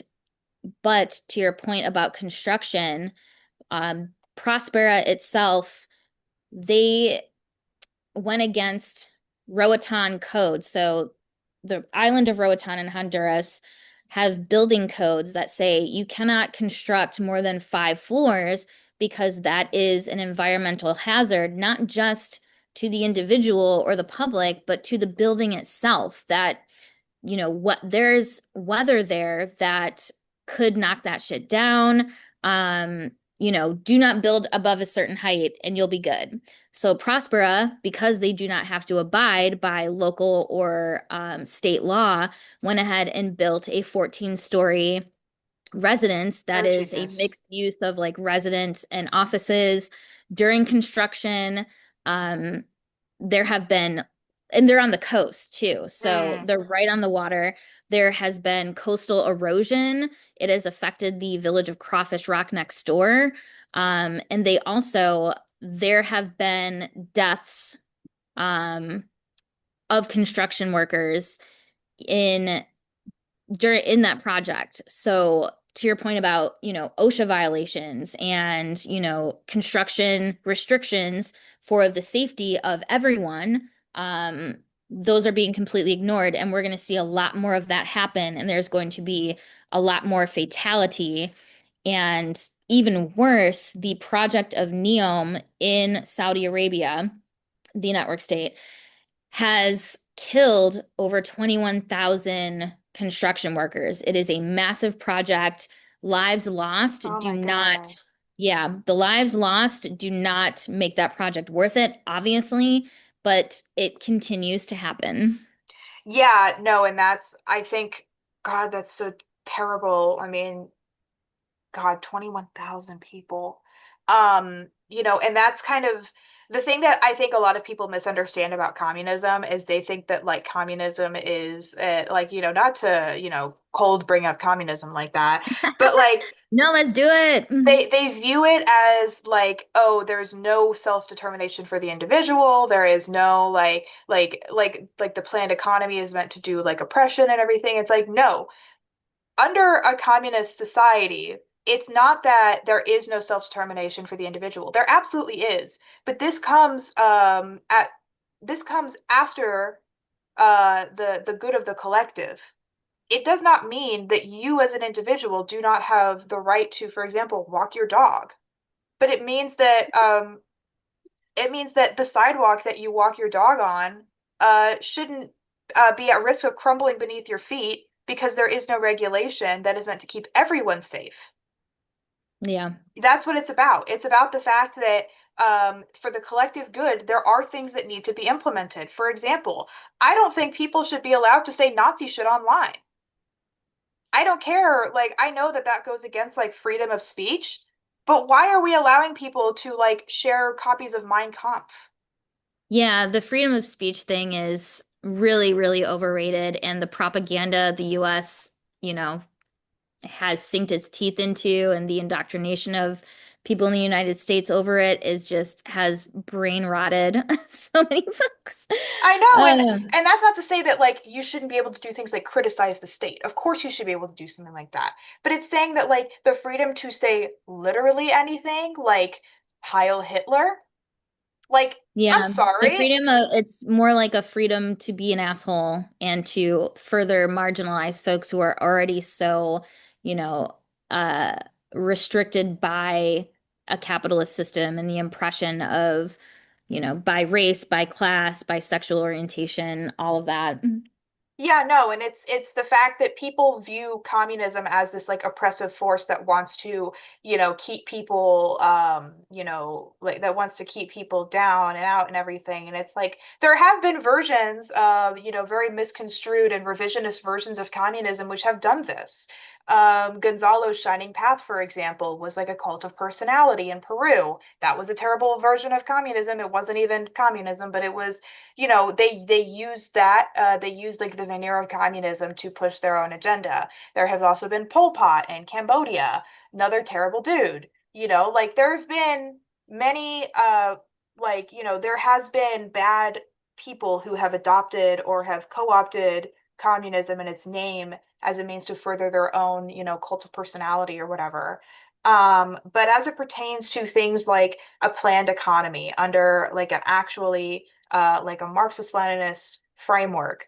We're talking about the fact that you shouldn't do things like overproduction because that's wasteful. Mhm. Like you shouldn't like everyone should have housing because that's like a basic necessity that everyone needs. Under the capitalist system, especially in these what I'm these network states or these quote unquote freedom cities, is basically what they're actually saying is you're free to be homeless because you won't be able to afford anything. Sorry, it's up to you as the individual. It's only on you. There is no safety net. There is no society, like societal, like support of human Yeah. beings needing what they actually need to survive or getting what they need to survive. Yeah, the amount of people that have fallen through the cracks under a capitalist economy is like wild. Yeah, yeah. And so my last question of the night for you is, what sorts of technology is being developed by the venture capitalist firms behind the development of network states?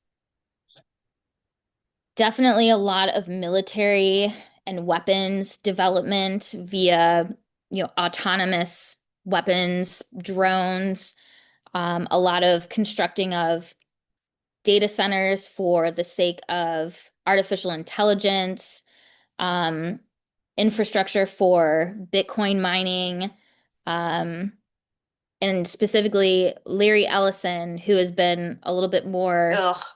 in the public arena recently. He has partnerships with both Palantir Yep. and Anduril. Anduril is one of the weapons startups that has been funded by these venture capitalists that are they're going to replace the United States military as we know it. So those things like Palantir and Anduril are both AI driven tech for war and surveillance.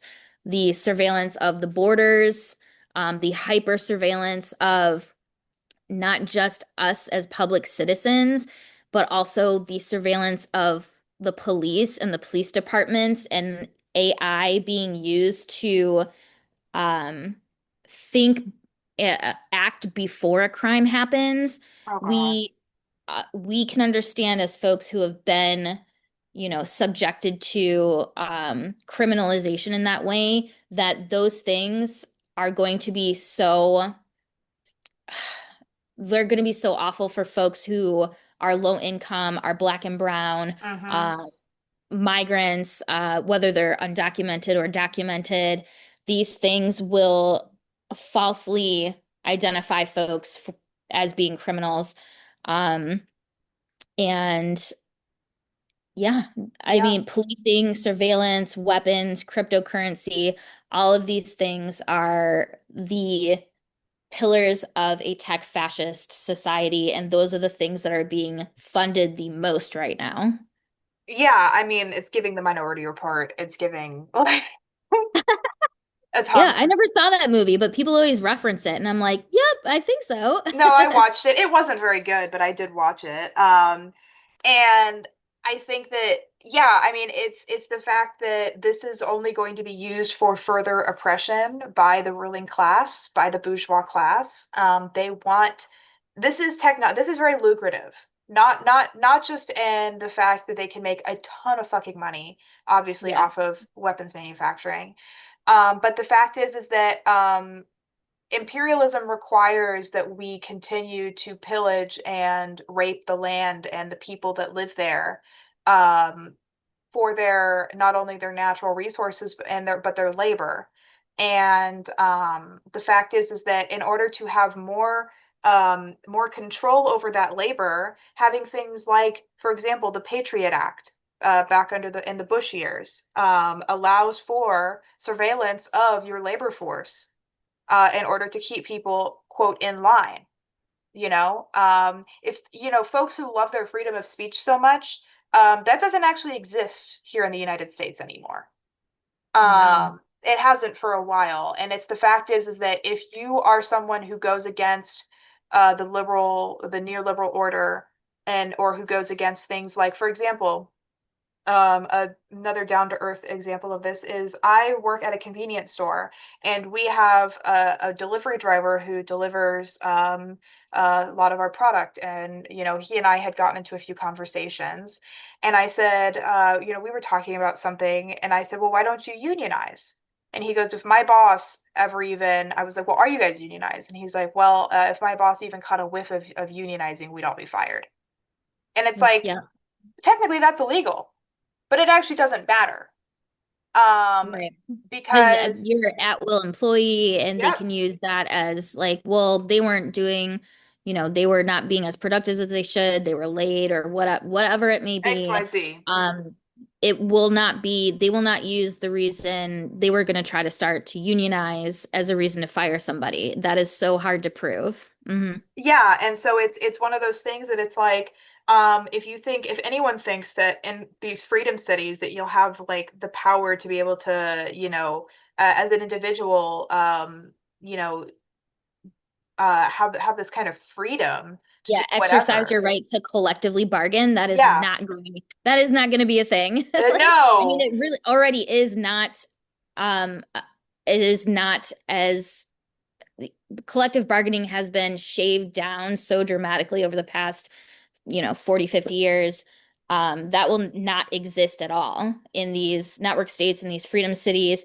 And what about these network states is insidious for like labor and for folks who work for a living is that they will compete. They want their citizens inside of a network state to be of value, which value to them is constantly productive, bringing productive value to the city.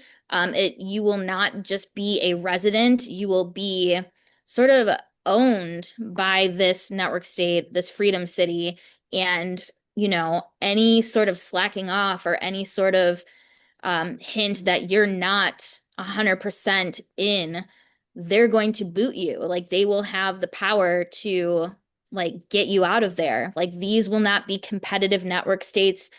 They will compete with each other, of course, but on Mhm. a much more sinister scale, you as a citizen will be competing to live. Yeah. Who's And more loyal to the capitalist is the question. yes, yeah, correct. And I think that that's a really interesting and important point to be like making, which is that to the capitalists, in their ideal setting of complete deregulation, they view labor as something to like here's the thing. If we didn't have like if we hadn't fought for things like the 8-hour workday, we wouldn't have it. They wouldn't just give us these things. This is something that we had to actively like demonstrate that We this had to is throw down. We had yeah, to we throw the fuck down. yeah, And Chicago, more than anybody else, should recognize that. Like, this is where absolutely. this was a union town. Like, this was the place where we were, not just making demands, but we were out there and we made the 8-hour workday happen. Like, we were at, not you and I, but Yeah. Chicago was at the forefront. They were the Haymarket Yep. riots. Like, they were like, weekend, we need it. We're dying. Yeah. And that's the thing is child labor wouldn't have stopped like it that first of all it never actually stopped being a thing. But it's there's a reason why it's not a mainstream thing anymore, and it's because that's something you had to actually fight for. Like Yeah. that's like these are things like these are long hard earned victories by the labor That movement are easily taken away from us. that are easily taken away from us. And it's so incredibly important to understand this because I feel like people take this for granted as if it's not like as if it's not something that can be stripped away from us immediately by the capitalists no matter this is why I get frustrated with reformists and revisionists or people who think that you can work with the capitalist when they hold all the cards to begin with, where it's Right. like if they wanted to snatch these things back, they could. And And they they are. and they actively are trying to say some bullshit around like, oh well,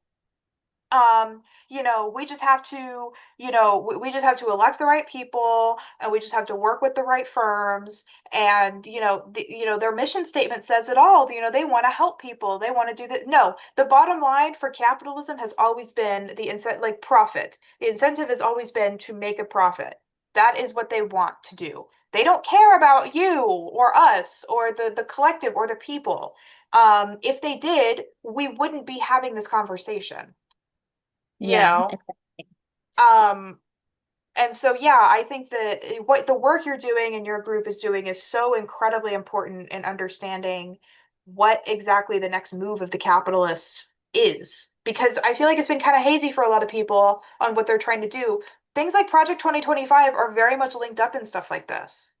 Yes, yes. And to that, I will say that, Project 2025, the Heritage Foundation, they're not directly involved in these network states and this venture capital, you know, Hmm. global takeover, but it is like a 7 degrees of separation. They're in the mix. They are Right. absolutely, there are ties to that. Like all of this is connected. I would say they very much take up, like, I would say the ideological space of Yeah, this, yeah. where it's like they have, like, they kind of push the ideology that pushes for things like this. Like the new frontier, quote unquote. I think of, like, honestly, what kind of comes to mind, this is going to sound so, like, off topic. Just stick with me. Have you heard of Ballerina Farm? Ballerina farm. The lady The, with the kids and the terrible yeah, husband? the Oh, Mormon, yeah, like, no, no, no, yes, no. Okay, so that is absolutely like a uh those are the symptoms, and the disease is this capitalist, hmm, US imperialism. Yes, I know exactly what you're talking about, and I yes, don't know if they did an exclusive in that magazine called Evie. yes, But yeah, so that magazine had been funded by Peter Thiel.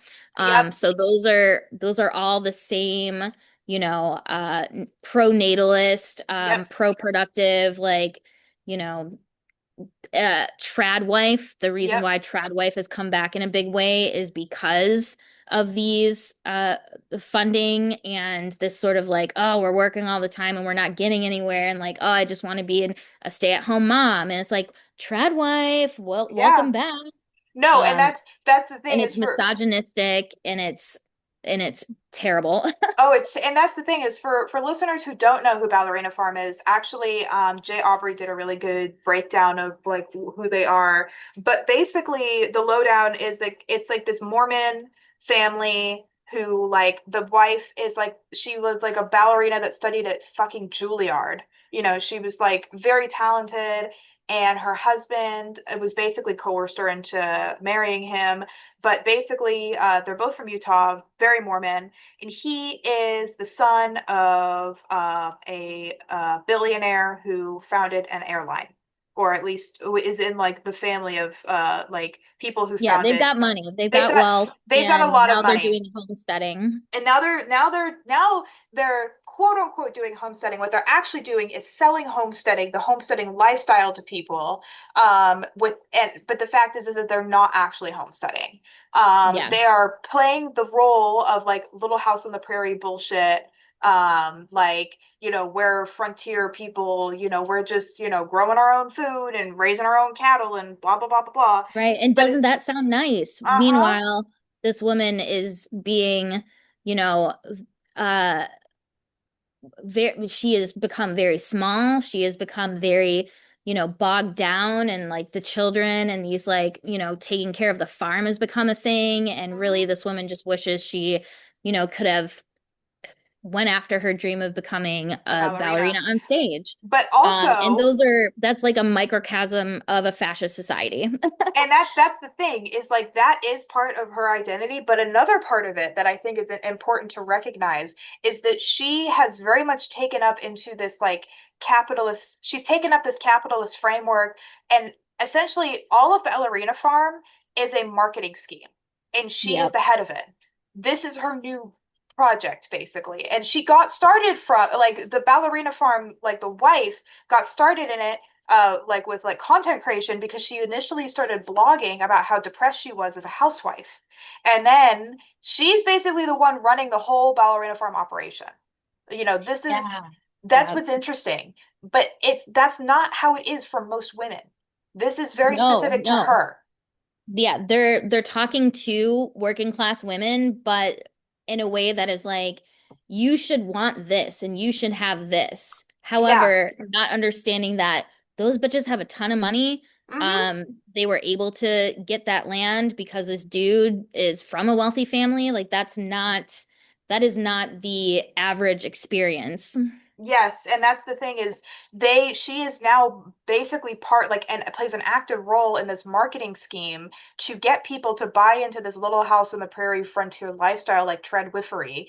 And it's really sinister in a lot of ways because she herself was also a victim of like the Mormon church and just organized religion in general and being basically put in this box of okay, now you settle down and have kids, even though her initial dreams were to go dance in New York and be a ballerina.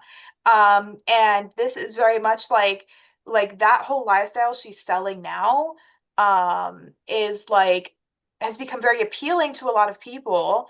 But the Yeah. problem, of course, is that that's not reality because there has been like numerous research, like a lot of research done into this that I won't get into right now because we don't have a ton of time, but basically proving that their farm is not profitable Yeah. and they cannot produce the amount of beef that they are selling. And it is like a whole thing.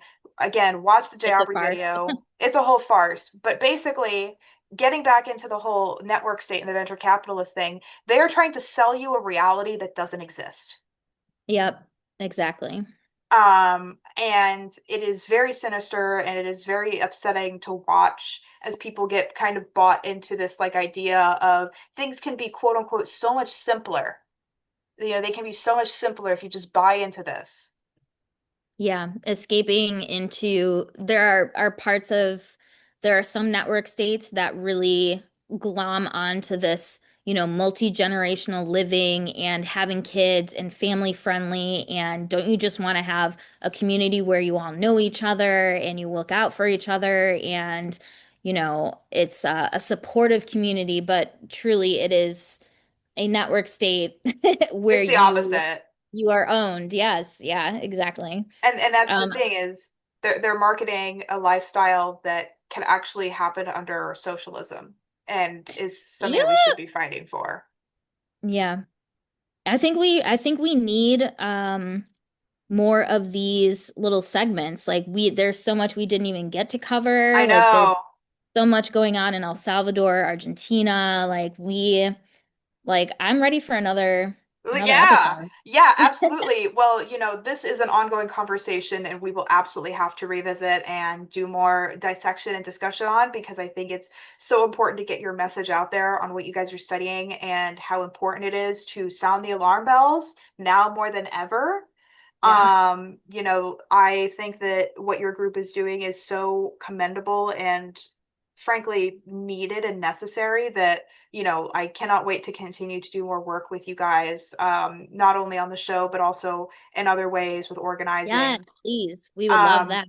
yeah, and folks, keep an eye out for the Red Phoenix. Hopefully there will be an article coming out soon, in the next, if not in the next few weeks, in the next month or two on this topic. So it'll be good. Yeah, and if I can give a shout out, is that Yeah, okay? go ahead, go ahead. Um, Everyone listening, please, if you were at all intrigued by any of this, go to the website VC Info Docs. That's VC Info DOCS.com. And we have like 17 documents now that really comprehensively look at everything that we have mentioned in this conversation so far. Yeah, absolutely. And so I think that I will go ahead, I will link that as well in the description so everyone can have access. And please check it out. It's an amazing website that there's so much information to learn. Obviously, it's where we got all of our questions from. So yeah, without further ado, thank you so much, Erica. Yeah, thank you so much for having me. This was awesome. Yeah. All right.